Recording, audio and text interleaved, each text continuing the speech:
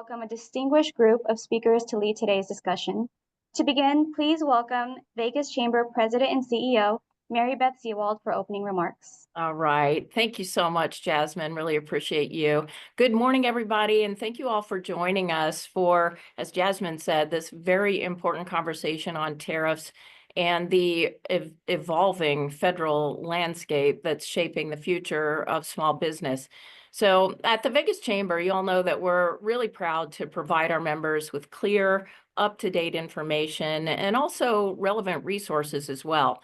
So in today's climate of market swings and shifting tariffs and policy uncertainty, almost all businesses are facing some very real challenges. And so we're here today to try to help everybody navigate this.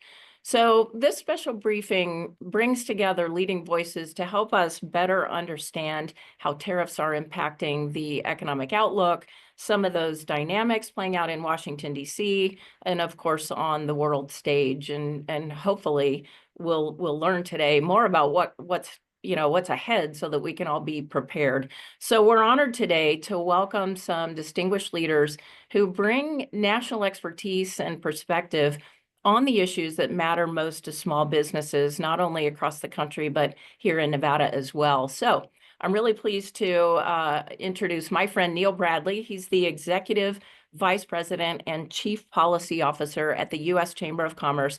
He is truly a trusted voice on economic policy and regulatory matters that guide business communities through national challenges.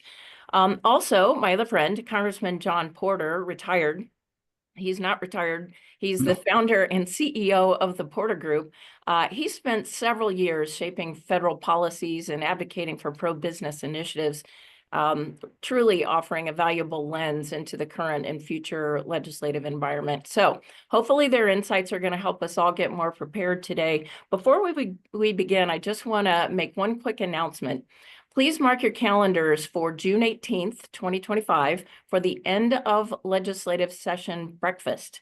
The Vegas Chamber has been representing Southern Nevada's business community throughout this entire year at the legislative session with a legislative agenda that's focused on accountability and advocating for fair, practical policies built through consensus to protect Nevada's business climate. So again, June 18th, end of session legislative breakfast. We're going to review the key business legislation and related proposals where the chamber actively engaged and looked out for your business. So let us know if you have any questions about that, but we would love to see you there.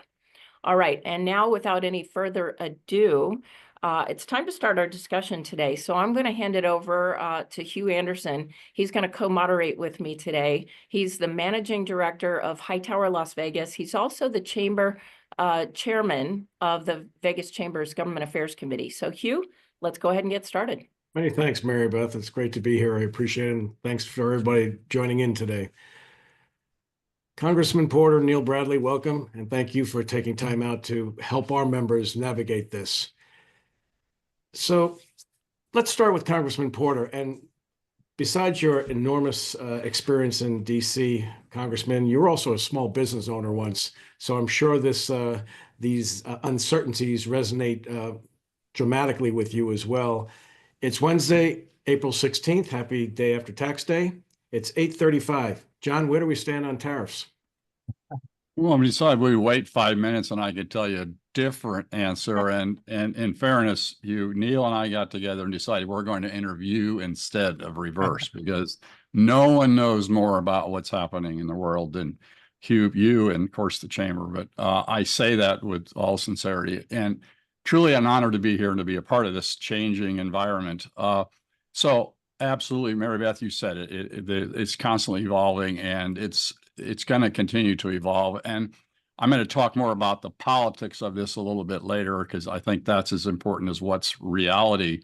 But like today, the bottom line is approximately a 10% blanket tariffs happening on all of our trade partners. Now, some were paying more, some were paying less, and I do believe this is a foundation moving forward. There are reciprocal tariffs as well. And there are those that we expect will be exempted and exceptions with Canada and Mexico today. I think certainly helps with some of the are manufacturing there in Nevada, especially within the gaming industry, is my understanding. Aluminum steel, 25%. And I suspect it's going to stay very close to that. Auto parts are, as of today, it's 11:36 here in DC, auto parts at 25%, likely happening on May the 3rd. China, reciprocal, 125% minimum. And of course, there are exceptions that will have their own appearance of carve-outs, in some cases are, but pharmaceuticals, semiconductors, phone tech parts, and certainly some strategic minerals will be considered separately in the future. So bottom line, that's where it is as of a few moments ago. It is changing, and I think Hugh, you and I talked a little bit earlier about getting that chart that would tell us by the day, which I do believe is available. But from a congressional perspective, again, there's a lot happening, and I'll save that to a little bit later. Okay, great. Thank you, Congressman. And Neil, I know from the U.S. Chamber standpoint, you have your finger on the pulse. It's still hard to know what to expect. You did a U.S. Chamber member webinar this week as well. What updates can you share and add to what Congressman Porter just said? Well, I think what my good friend Congressman Porter describes is exactly right. I think this is what is different, and what we almost joke about, wait 5 minutes, etc. But I think what is most unusual about this moment is the president, for the vast majority of these tariffs, is choosing to use an authority that has never been used before to impose tariffs, but which allows him to move quite quickly without going through any review process, without holding kind of an investigation. If you go back to the first Trump administration, when we had tariffs on steel and aluminum and also on China, there were multi-month processes before those tariffs went into effect, where the Department of Commerce conducted an investigation, released a report, made recommendations to the president, and then the president acted on those things. And so it wasn't that he was unable to impose tariffs. He imposed tariffs, obviously, during his first term, but you had much more lead time, and you had kind of an understanding of parameters. In this instance, he's choosing to use something called IEEPA, which is a statute that dates back to the 1970s, to act quickly. There is a lot of lawyers, including ours at the U.S. Chamber, believe that this is at a minimum legally suspect, and certainly open to challenge. And you've already seen a number of individual businesses sue, challenging the authority to impose these tariffs under that IEEPA statute. This morning, the state of California, and I believe joined by some other states, joined to also challenge that. I think they have great legal arguments. I will say, however, that if the courts say that he can't use IEEPA, he has a whole plethora of other tools at his disposal, which he could still use to quickly move to impose tariffs. And so I think the real watchword here for a lot of companies that we talk to is that there's just tremendous levels of uncertainty about how this is going to evolve, whether tariffs are going to increase further, whether there's going to be relief for any particular countries. And it's really hard to plan because he is exercising power at the moment that allows him to change it literally moment to moment.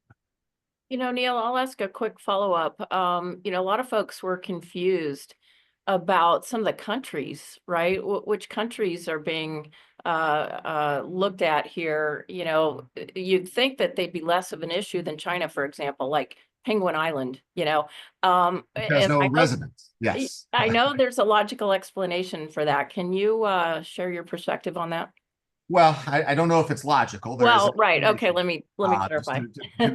So, and for example, if you take a country where we have free trade agreements, like Australia, where we have a trade surplus, and all of a sudden they got hit with a 10% tariff.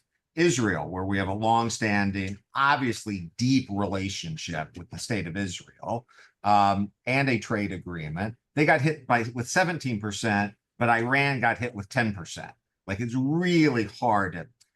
what it turns out is that there is an annual report produced by the Department of Commerce that is literally a table that has all the countries that were listed on the chart that the president used in the Rose Garden when he announced these tariffs. And on one column, they have the trade balance, deficit or surplus that we have with a particular country. And on one of the other columns, they have our level of exports. Someone went into an Excel spreadsheet and literally divided trade surplus by exports, and that determined your tariff rate. And so if it turns out we had a trade surplus with you, you got the bare minimum of 10%. If we had a trade deficit with you, then we divided that deficit by our level of exports to you, and it produced that number. And so it turns out those islands, Penguin Island is listed on there because it's a European territory, et cetera.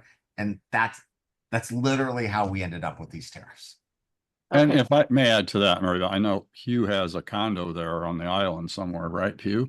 But there's also what's been happening with China is I don't want to use the word launder because that would not be appropriate, but a lot of these items that are being purchased are going through, go through Vietnam or Thailand. So part of this is what is being passed through. Is that right, Neil? I think that's part of That's certainly, yeah, it's definitely part of the argument. They didn't factor into a calculation, right? And so there was a big debate about, can we, for example, estimate the level of what's called transshipment when a country basically disguises its exports through a third country, or could we quantify non-tariff barriers? And there's an art to that as much as a science. I think for simplicity purposes, they decided not to do that, and so that's how we ended up with these tariff levels that ended up at across the board, and then Israel at 17%, for example. So Neil or Congressman Porter, whoever wants to jump in on this one. So last week when the president announced the 90-day moratorium that supposedly caught everybody by surprise and reversed the stock market, the real reality was he responded to the bond market. The Treasury Secretary whispered in his ear and said, there's a bigger problem brewing in the bond market, because not only was the bond market acting just as poorly as the stock market, we have $8 trillion in debt coming due this year and another $2 trillion that we have to sell to somebody. And now that we've irritated most everybody, Houston, we may have a problem. Is there any discussion along those lines on how we're going to assuage those buyers? Because China has been selling their treasury debt for many years, long before this, and now it seems to be they're accelerating this just to get our attention. Any thoughts on that? You're exactly right, Hugh. He was responding to both the 10-year treasury yield and the value of the dollar. And so it's not that the 10-year treasury yield reached some historic proportions. It didn't. It was actually higher earlier in the year. And while the value of the dollar, for example, to the euro is at a 3-year low, it's not astronomically different. The problem that I think that the Treasury Secretary correctly identified that we saw as well is things were moving in directions that they're not supposed to move in. And so if you have a sell-off in equity markets, if people are exiting the stock markets here and around the world, which we saw happening, normally what that means is that there is a flight to safety. And historically, to our benefit, the safest assets have always been US Treasuries and the US dollar. And so when equities fall, you see Treasury yields fall because people are busy buying up Treasuries. And you see the dollar strengthen in value because people want to convert their currencies into the dollar. And so what we saw happening was things going in the same direction, everything falling, and that's not supposed to happen. And so some of that's China, some of that's Japan, but some of it is global investors, not just governments, basically pulling their money out of the US because in comparison, they were deciding that Europe Asian countries were relatively more safe compared to the US than they had been before the April 2nd tariff announcement. And that's the real problem, is that so much of our plumbing in the financial system depends on, including mortgage rates on our homes, like depends on the fact that we're the safest risk-free place. And if all of a sudden globally people decide that wasn't as true as they once thought it was, that could have real problems. How we reverse that, not exactly clear. The 10-year treasury yields come down, the dollar continues to fall. And so I think we have a ways to go. We've stopped the arrest, but we haven't restored the confidence. Agreed. Okay, and we are taking questions. So if anybody in the audience, we have quite a large number of folks on today. So if anybody in the audience wants to write a text, or we'll unmute your microphone. We do have a question in the chat here, so I'll go ahead and read that to you guys. It's from Jerika. The proverbial elephant in the room, no pun intended, the president only has the ability to unilaterally act in this matter because Congress delegated their power to the executive. We all know that it's the economy, stupid, is what swept the GOP trifecta into power in the last election. Jerika goes on to say, how long will the GOP Congress allow this uncertainty and economic damage to continue, given that they have to face voters in less than 2 years, whereas the president is not eligible to be elected again, regardless of his jests regarding a third term? How likely is it that they move to take back their revenue collecting power from the executive in this case? That's a question from Jerika. Any takers? Maybe I can start with that with a perspective. I find it very unusual that both houses and both parties have introduced or even toyed at introducing a lot of legislation to date. We have Senator Grassley, who has introduced legislation in the Senate that would of course, take control back to Congress. And you're absolutely right. A lot of this has been given to the administration through many, many years. And to my knowledge, one other bill, and again, Neil, you may know better than I, but I think there's only one other bill so far that has been introduced in the House. And that's an interesting message by both parties. And now, I don't know the answer, but one of those questions is, are they in a wait and see mode regarding what's happening in the long term? Of course, there's the immediate and there's midterm and long term. Is Congress trying to decide what's next? I do believe that's what's happening. Also, as former administrations, the goal is to pass as much as you can in the first year, and then supposedly give you enough time, whether it's left or the right, give you enough time to swing back towards the middle by the time an election comes around. As you pointed out, elections are coming, but I think part of the challenge as well is there's so much happening in a given day. We're talking about what's happened with the DOGE, what's happening with employment, what's happening with executive orders. And part of this is, even in the opposition, I think, is still trying to figure out exactly what's happening. And it seems nationwide to boil down to either you like Trump or you don't. And right now that seems to be where it is. But again, today is the 16th of April. But to answer your question, there hasn't been a lot of movement. I'm sure that and I'm in these meetings on both, and I'm fortunate that my friends on both sides of the aisle talk to me. They know I'm not running for office and always want to know what's going on at home in Nevada. But I think right now they're all mounting what they think would be alternatives. So yes, they're silent on the surface, but they are trying to find a way to how they're going to handle this at the election. It's very, very real and a solid question. It's going to be a serious part of these campaigns. Okay, thank you. We do have another question. Chairwoman Uthman asks, with respect to the tariffs, there's talk about countries retaliating against the U.S. in a coordinated manner. What are you seeing, and what's the long-term impact? We know tourism is down, countries are boycotting U.S. products, etc. I think that latter part, Mary Beth, is the thing that is different this time than previous tariff kind of squabbles. So, in the past, including when the President Trump in his first term imposed tariffs on China, on steel and aluminum, for example, we had retaliatory tariffs from Canada, from the EU, from China. And they were obviously government initiated. So the governments were kind of picking and choosing, and they tended to pick what they thought were politically salient constituencies that export from the United States. So China famously soybean farmers, for example, and that led to the first Trump administration giving $28 billion to farmers as a bailout. Europe and Canada went after Kentucky bourbon. Why Kentucky bourbon? Because Mitch McConnell was the Senate Majority Leader.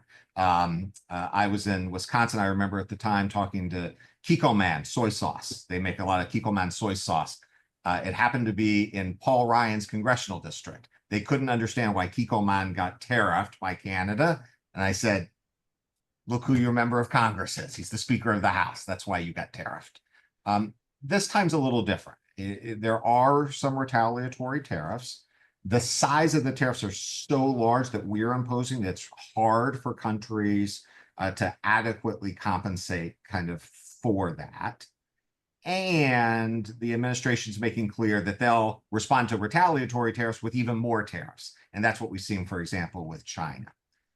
The part that's different, I think that could be particularly negatively impactful for a lot of US businesses, and particularly a place like Las Vegas, is this time foreign consumers are also taking matters into their own hands. And so they are, particularly in Canada, but increasingly in Europe, we see signs of this in Australia and Asia. They're just choosing to boycott American products. And they are choosing not to get on a plane and fly to the United States. And that's why we've seen such a dramatic decline in enplanements and kind of foreign visitors. And that's the part that's really hard to know where it goes, because on one hand, you could make the argument that it's hard to sustain, that at some point people just kind of come back and revert to old habits. On the other hand, if they form new habits, and the new habits are, I like Scotch whiskey, I like Scotch better than bourbon, or I like visiting Paris more than Vegas, we could entrench some new habits that could have a much longer lasting impact and harder for governments to reverse. Yeah, especially at home. And again, excellent question. Travel and tourism, of course, not only in Nevada, but it is 1, 2, and 3 in every economy and every state. Sometimes it's not tracked as closely in some of the other states, but also, our partners in the world of travel are also reacting accordingly and trying to do everything they can to get in front of this issue. It is causing a lot of challenges. And again, I do believe that the tariffs are one thing, the travel and sentiments of the traveling public is a different issue. And I also have seen, messaging changing rapidly by the business community, especially in Nevada and in its international marketing. But the one thing that I guess is setting the stage for the immediate impact on Wall Street, on consumer sentiment within seconds. And that also is something fairly new, from social media to new news outlets. Where are we getting our news? Not only is the public reacting quicker, of note, even the White House we're seeing some quick changes based upon public sentiment. So very, very concerned about what's going on. Again, whether it's on the tariff piece or especially on our travel and tourism right now. We have to provide stability. And on the confidence front, what also seems unique is that you have the Treasury and you have Commerce and you have State Department being very consistent in their messages, and former administrations, especially this administration, there had been a number of outliers that would come in, but the administration seems to be on a similar message and reacting quickly. So we'll talk about this, I believe, towards the end of what we could do, but the administration and Congress is listening to consumers right now and pivoting quite rapidly. Neil, can you, without naming names, of course, can you give us some insight into some of the feedback you're getting from your members in terms of individual companies who obviously many are frustrated or concerned about how you plan week to week, minute to minute kind of this. But can you give us any specific anecdotes that you're hearing from those conversations? Yeah, so for some of our larger businesses, they are hitting the pause button on capital investments. And so they don't know how they don't know how long the tariffs are going to increase costs. They don't know how long the economic uncertainty is going to last. They don't know how much they can pass along to consumers, because consumers are more fragile than they've historically been. And so that induces them to conserve cash. And so I was talking you see them every time you're at the grocery, you see their products every time you go to the grocery store. They're particularly heavily impacted by the tariffs. And they know that part of it's going to be passed along cost increases, but they are dramatically reducing overhead expenses and planned investment in a way to try to make sure that they have enough capital to survive. And so that's being replicated across a large number of places. Perhaps the most devastating stories are small businesses. We actually have a collection of small business stories at the U.S. Chamber website. And by the way, if anyone listening has a story, you can submit that, and you can request that we keep you anonymous, or you can offer to share your contact information and name. And for most small businesses, it's really tight margins. So you can't do what that big name brand company had. You can't just pause the big capital investment, cut back on some overhead, and wither through it. You have 2 to 4 weeks of working capital, and you were at a margin of, let's say, 2.5% on a good that you were importing. The 10% tariff is 4 times the tariff on average that you were paying before. And so a 4-fold increase on your tariff rate at a 2.5% margin, you're losing money. And so the worst are the people who have pre-sold or have entered contracts and now have to make good on that, and who are eating the cost. But even for those who aren't in that situation, they're just hitting the pause button on importation. And so you're seeing them tell their customers, sorry, our product isn't going to be available after this inventory runs out. We're going to see where things go. Neil, at the U.S. Chamber, when I've come out for board meetings, we've had speakers talk to us a lot about geopolitics. And, you zoom out a little bit and you look at the powers on this planet. You have the United States, you have Russia, you have China. Russia and China are buddies. 2 very negative things. When you look at scales of economic control, and he who has, or she who has control of economies kind of is more powerful and sort of wins the game. Do you see this from a bigger picture standpoint as sort of a military power play, or attacking the economies and controlling that ahead of any military things that might happen down the road? Or instead of? If that were the case, I think what we would expect to see is us differentiating between allies and kind of threats. And so I think the area of concern that we see is that we're not differentiating. Right. We are tariffing Canada, we're tariffing NATO allies, we're tariffing countries with which we have mutual defense pacts. And so unfortunately, my concern goes to that if we create more questions about kind of reliability of the US in economic matters, does that then translate into people having questions kind of on the defense security side? And that's not to say that I don't think people trust, I think they still do, but since World War II, these things have gone hand in hand, right? Like our national security umbrella and our economic umbrella have kind of been, we didn't parse them out. And so if we're trying to now separate those two, I just don't know how that works. And that worries me. And Mary Beth, I give a perspective as well. It appears that, again, at 11:40, whatever it is, that part of the mechanism in play is not only financial, and that, and of course, using the Emergency Act, again, in tariffs and regarding fentanyl and drugs and many other techniques being used in this conversation.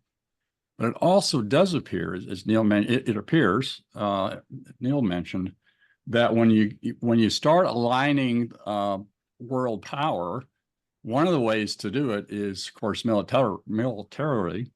Another way to do it is through economics, and the other is with trade policy.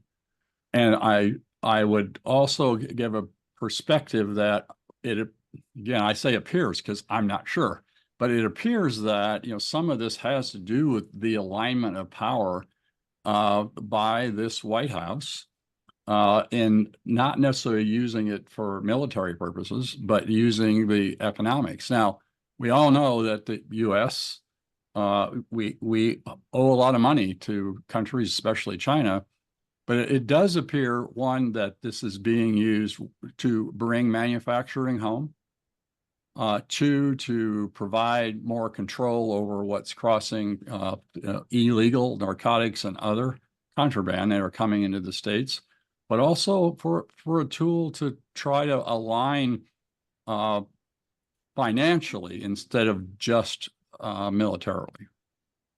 We have a couple of questions that have come in. So first off is Gina Bon Jovi says, there seems to be a juxtaposition between the administration's seemingly reckless and sudden macheting of standing policy and what Congressman Porter just mentioned, that the administration is closely watching X and other social media platforms, maybe for the same dopamine hits we all seek, and making changes accordingly. Congressman, can you elaborate on how we might reconcile the two? So I guess that not my perspective in that you're seeing, one, Hugh, you started with it, and I think it has to do with the bond market is being watched by the second, by a lot of people, including the White House. But in seeing some of the tariffs, I see changes happening based upon, one, a number of these countries. I've heard 70, maybe there's 80. I don't know how many have come to the table. We're seeing a number of these nations that want to figure out how to make it work. We can talk about what's, again, with Canada, Mexico, two of our partners in trade. An initial response by the EU. I think you're seeing some conversation there. And I do think that the White House the president is operating as a CEO of a corporation and is reacting accordingly, as I think in many instances very fast and others very slow. But I don't think we've seen the end of this chapter yet on how it's going to end up. But I do see adjustments happening based upon how the markets are adjusting, especially the bonds. Thank you. And we have another question from Don Greening. In light of recent tariff policies, are you seeing a ripple effect on trade facilitation programs such as foreign trade zones? And to what extent are these programs being impacted, either constrained or leveraged differently? Neil, maybe that's in your wheelhouse. Yeah. So I think this unfortunately adds to a little bit of the uncertainty. In some of the executive orders, products in kind of foreign trade zones, which we tend to treat as zero tariffs, have been covered, and the foreign trade zone operates normally. In some of the other executive orders, it's been silent on it, and there's been just questions about whether they're kind of subject to tariffs. So that's added its own confusion. You have a similar thing going on with Canada and Mexico, for example. So the president's initial proposal was 25% across the board tariffs, 10% on Canadian oil. And then he said, okay, to Congressman Porter's point, he kind of responded to that and kind of the uproar of that. And he said, okay, only 25% on non-USMCA compliant. Well, at the moment he announced that, half of our trade with Canada and Mexico was non-USMCA compliant.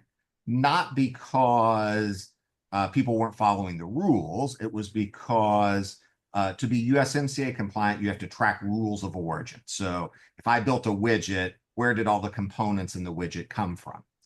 But if the widget happens to be an airplane, for example, they were already duty-free before USMCA, so no one ever bothered to put the paperwork together. If it's a pharmaceutical, it was tariff-free before USMCA. And so all of a sudden, everyone was struggling to figure out whether the things that they are exporting into the US were USMCA compliant. Some folks have figured that out, and some folks haven't been able to do it. And so that's created lots of confusion. Congressman Porter mentioned parts. There's going to be a new approach come May 3rd to parts. And if you think of a part that's made up of other parts, the way the tariff is going to work is that someone's going to have to figure out the percentage of the parts within the part that originated in the US. If it originated in Canada and Mexico, it doesn't count. If it originated outside of North America, it doesn't count. And it's just, no one's ever done that before. And so we're kind of in this brand new world of people trying to figure out how to do that in real time because the tariffs are in effect. And I think there's another piece that sometimes it doesn't appear to be as evident. You know, the president, we talked a little bit about what's the foreign policy implication. We've talked about what does it mean for American manufacturers? How quickly can we react? How quickly can we provide products in America to support our industries? But there appears to be another thing happening, and that is there's a shift, I believe, to more of a consumption tax, and maybe being missed in some conversations, in that you're going to see luxury items likely not be adjusted as far as whatever tariff he's proposing. And it appears part of that mechanism is a shift in policy, tax policy. And, you know, there's a perspective, who's paying enough in taxes, who isn't paying, you know, we can talk about that all day.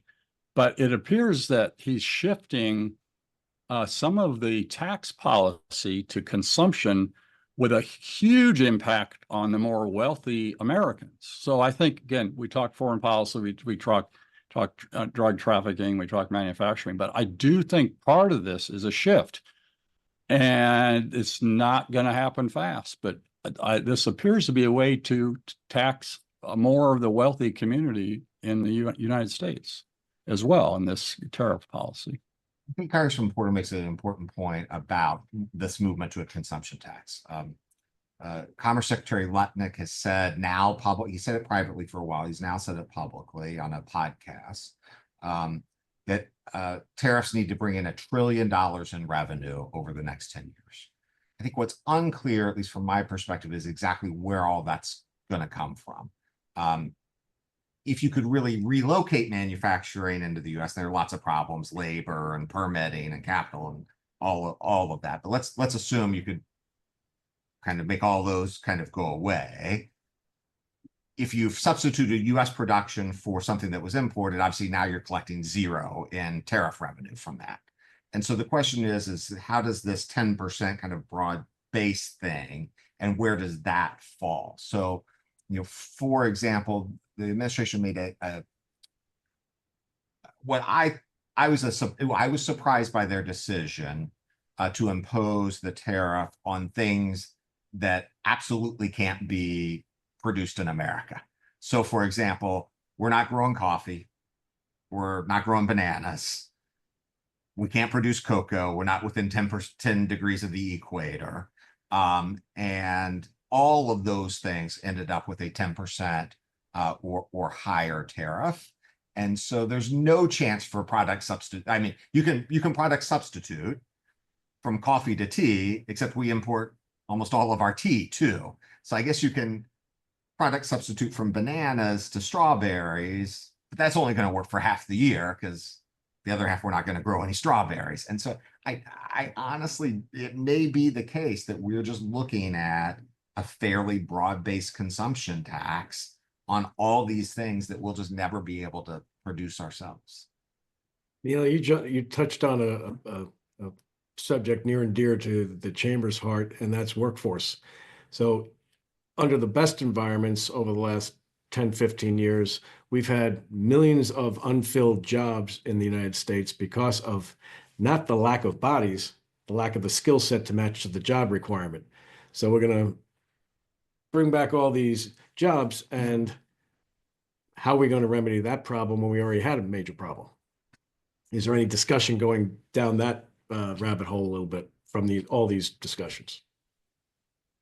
Well, there are the inklings of that. The president did an interview yesterday with the Hispanic Fox station, and he more publicly opened the door than he has in the past, although privately he's indicated this. So this was a movement where the public rhetoric is matching kind of the previous private rhetoric of being more open to facilitating more legal immigration into the country. And in particular, he referenced some of the agricultural industries and landscaping and other things where there's shortage. So perhaps there's some opportunity there. The truth is for a lot of this stuff, if we ever brought it back and we didn't want prices to increase dramatically, it would have to be almost completely automated. And so some of these things are automatable. Some of them still remain the case that they're just hard to automate. And so I think this will continue, even if we could fulfill that promise on the legal side. We have a demographic problem, and it's just too big to be able to deal with just with automation and legal immigration to produce everything we want to consume at a reasonable price. Yeah, Neil, a minute ago, you said when I think Hugh asked you the question, what are you hearing anecdotally from U.S. Chamber members? What are people doing? Besides sort of holding on capital investments and so forth, being more conservative, right? Kind of batten down the hatches because of these uncertain times. Is there any other advice you could give or that the U.S. Chamber is giving? I mean, educate ourselves, right? Stay up to date on what's happening. Any other advice you could give to our Nevada business community? I think it's difficult because in some senses, the uncertainty that we talked about at the very beginning is it's going to be here for a while. And so I guess the advice I give when people ask that, for example, people ask, he seems to kind of, after China, if we're not in China, but we're in Vietnam, and he seems to be upset at Vietnam, that's why they got proposed at 46%. Should I pay to move out of Vietnam? So should I invest to move a production chain out? I have a tough time saying that, that I would advise doing that unless you know where things are going to equal out if you assume a 10% tariff. I think it is very tough to make major investments in moving things. What we see some businesses doing is, they're adding on tariff surcharges. And rather than raising kind of an original list price, they're trying to separate it out, and they're hoping that consumers react better to that because they understand kind of what's driving some of the price increase. And to Congressman Porter's excellent point, I think there are some people who view this and say, maybe I will pay more, maybe that's okay because we're getting to a better place, and so that helps them maintain a competitive price advantage. We've seen other companies who've made a decision that if they have 100 SKUs, for example, and 10 are most directly impacted by the tariffs, that they are better off pulling those SKUs out of market and focusing on their other 90 than they are trying to manage price on those 10 SKUs. And so, everyone's going to have to run these scenarios themselves. But I think it's things like that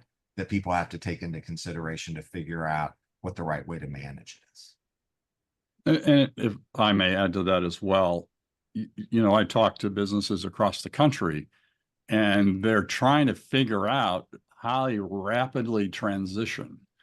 And many of them want to make it work. It isn't that there isn't organized, there is politically, of course, organized efforts opposed, but from most businesses, they are going, we want to make this work, whether it's the trucking industry, or whatever it is. So transition is really important. Two, there is efforts now with specific industries, and I encourage Nevada to possibly, and Mary Beth, you and I talked about it prior to today, earlier today, about coordinating some of our information, some of our messaging, so we know, I guess, up to the minute, some of the things that are specific to Nevada, and certainly the social impact of a settlement against America is one issue. But then there's the issue of what do we do as a community of Nevada with our business community? And I share and have heard from many that with transition, if they can't buy the product in America, they have to buy it at 25 to 30% higher. What happens to that customer in the meantime while there's a transition happening? Because again, to my knowledge, most businesses want to figure out how to make it work one way or the other. So, and part of that coordinated effort, I would encourage for our friends in Nevada and other states, and the U.S. Chamber as well, I think is already on the front of this, is we need to find some targeted issues, some targeted items that need to be addressed, because the White House has listened to a number of these areas already. So I think the more coordinated we can be as a community, this state, what are the issue specifics? And I'm not suggesting that this is one of those where you go in, and pound on the table. I think we're at that stage today when there are some transition points that can be addressed and should be addressed. And certainly Nevada delegation, as you know, work closely together and are anxious to hear more of what they can do, especially, Senator Cortez Masto and last week speaking on travel and tourism. So again, a number of things we can do. Transition, what can we do to help in transition? What can we do to help to coordinate? And what can we find targeted specific areas that the administration should address? To that end, can I suggest a couple that we're one of the things that, for example, if you take steel and aluminum, I mentioned earlier, the president implemented that during his first term. When he did that, he also created a exclusion process. So if you were a manufacturer in Nevada and you use steel and aluminum and you said, listen, this thing I need is not domestically available at any kind of quantity that we can afford, you could request an exemption. And I wasn't quick enough to be able to pull up the number of exemptions that manufacturers in Nevada got, but we have that data on the U.S. Chamber's website, and they granted an exemption for that. And so you didn't have to pay that 25%. That is not in place today, but we have been talking particularly to members of Congress that it doesn't make any sense. Why would we punish a domestic manufacturer who needs an input part? In the same way, I mentioned the differences between big and small companies. From the U.S. Chamber's perspective, we generally don't like tariffs generally, they're a tax, et cetera. But it is factually the case that bigger companies have more wherewithal and more options than smaller businesses. According to the Trump administration's own Department of Commerce, imports, 32% of them were from small and mid-sized businesses in 2023, which is the last available year we have for data. And so perhaps if we're making some transitions and that's the play, perhaps it is, okay, small businesses and mid-sized businesses need more time to be able to respond to this. And maybe they should get a blanket kind of exclusion from these tariffs and to adjust. And so I think, to the Congressman's excellent point, there's some practical things that could be done to make adjustments here that could make a meaningful difference, short of just removing the whole thing. Congressman Porter, you've always been exceptional at helping our members understand the tactics and strategies of politics with these big issues. There's been some talk about this 90-day moratorium coincides with the expected final showdown for the major tax bill. Can you talk us through that intersection of why that would be, how the tariff discussion would be a critical catalyst for getting that massive bill over the line? So whether we're, again, this is John speaking, whether we're talking about employment adjustments in the federal complex, we're talking about executive orders, we're talking about major tax policy, including a number of tax items that impact Nevada, from being refunding municipal instruments. So I sense that part of this rush is in parallel to the rush of the budget and putting pressure on Congress. And when I say Congress, it's the House and the Senate, putting pressure on Congress, again, whether it's federal employees or whether it's DOGE, all these areas, including tariff, I think are really tied closely to how they're going to balance the budget. And there are a few things that I would suggest. We mentioned employment. For one thing, workforce connection. I know the chamber's a big part of that, and working with Jaime. There's from an employment base. Also, as you know, an area of specialty for our company is individuals with disabilities in the workforce. So I'm just throwing that out for you, Neil, as well, from a workforce. But again, I think what's critical is the coordination and getting message to Congress as soon, and to the White House as soon as possible. And that also means through Treasury. That also means through Commerce. That also means through State Department, because they're involved. I do believe there is time with a coordinated effort. My concern of the clock is that with the tariffs that could and will be imposed, does the consumer of our U.S. products start buying them elsewhere? And then I think we talked earlier about how does that look to the future? Do they stay there? But immediately, I think the messaging it should and must be addressed as soon as possible, especially during this budget process. Okay, we have another question in the queue here. This one's from Peter Zierhut. Hello, Peter. Thanks for joining us from Haas Automation. Neil, this is something you sort of just touched on with the request for exemption, but Peter's asking, last week, the Trump administration announced temporary exemptions for certain products. Can we expect additional exemptions, and what can we do to influence decision-making that might lead to exemptions? We sort of kind of already talked about that a little bit, but wanted to make sure and get that in there for clarification. Yeah, it's a great question. So early on, when the president was imposing tariffs, he made very clear, as did his advisors, no exceptions, no exclusions. That the tariffs were going to be across the board, and we weren't going to go kind of product by product. And so, for example, in this new steel and aluminum tariffs, he didn't have that exclusion process. I mentioned kind of food products, bananas and coffee that we don't grow here. I am told on good authority that the proposal that went in for consideration actually excluded things that we couldn't grow here. That got removed in the name of no exclusions.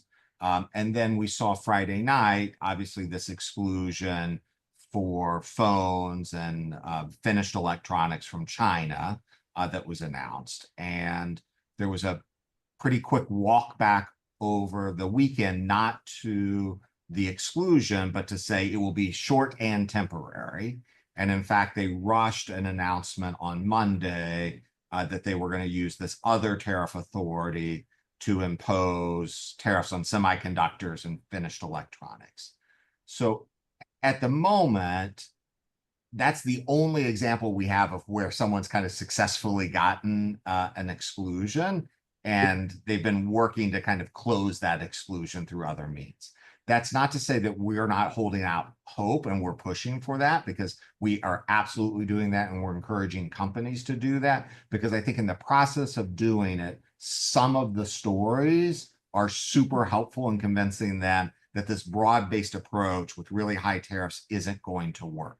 And that even the hope, for example, of negotiating trade deals will catch people in a really bad position in the interim while multiple deals are negotiated. So, for example, if you have a competitor in Japan, Japan's at everyone's top of the list, and you manufacture something here and your competitor manufactures it in Japan, but you use input products from other countries around the world, if we suddenly cut a deal with Japan that allowed your competitor's product to come in tariff-free, but your component still came in at 10 or 25%, we're actually disadvantaging an American manufacturer. So we're explaining real world examples of that to the administration in hopes that they say you got to take a better approach to this. You got to show more flexibility, which is the president's word, right? Because if you don't, you're just going to have unintended consequences with people who get caught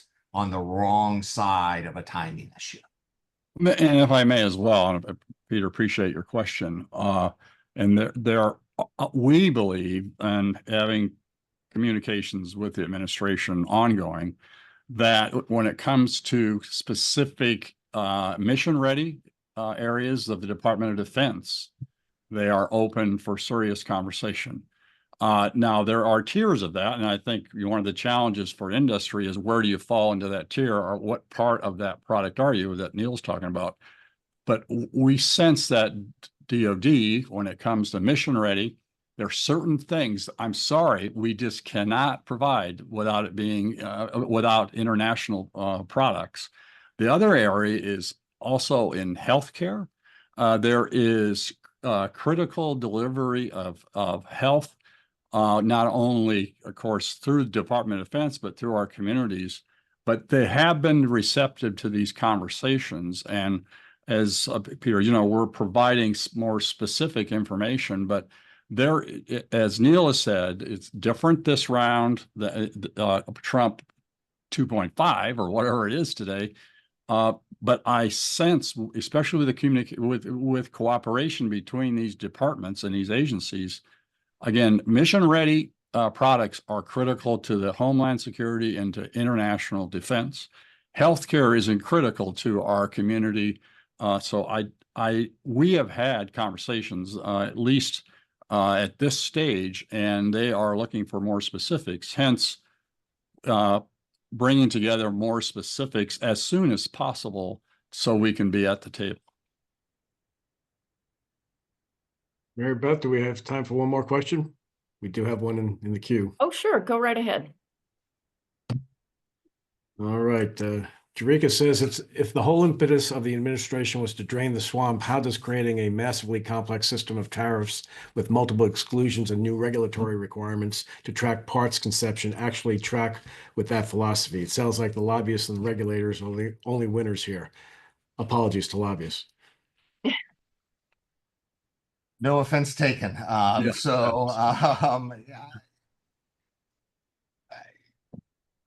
Without getting into the question of swamp and other things, like even everything I've described to you is just a much more complex system, right? And so, like, it is from the U.S. Chamber's perspective,